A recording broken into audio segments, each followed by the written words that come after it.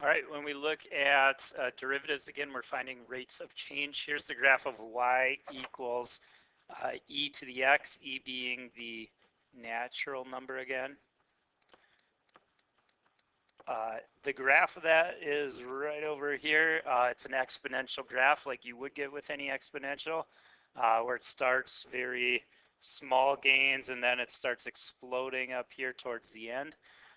So what we want to look at if we're going to find the derivative is what is the slope in each spot. Well, let's take this point right here. The slope there is about 45 degrees, so it's 1.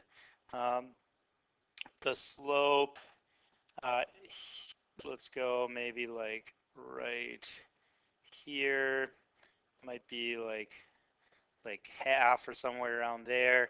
The slope here, that's steeper now. Maybe that's a slope a little bit over 2. Well, what you notice here is that the slope actually matches the y value. Here, the slope was about 1, and the y value is 1. Here, the slope was something maybe a little bit over 2. The value is a little bit over 2. Here, the slope was around a half. Well, that is around a half. This is the only graph where the derivative actually equals the same value as the y value. And because of this, the derivative of e to the x is e to the x. It's the only function where the derivative is the same as the original. And that's why the natural number is so unique and gets its own constant of e for that variable. Some other derivatives we've looked at in the past, derivative of trig functions. These first two you need to absolutely know.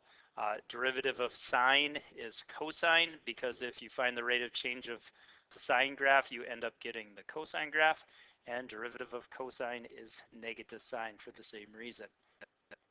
These other ones, derivative of tangent, cosecant, secant, and cotangent are listed here. It'd be nice to know those ones.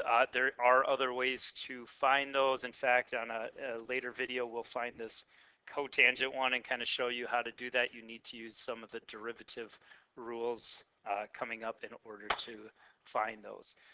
Let's do one example here that has a derivative of sine or cosine here. This one wants you to find the 27th derivative of cosine. They don't actually expect you to go through on a problem like this and find all 27 derivatives. It probably means there's some sort of pattern that you can use to find it.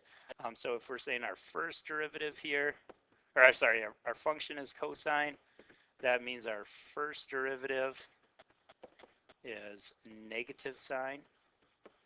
The second derivative is negative cosine.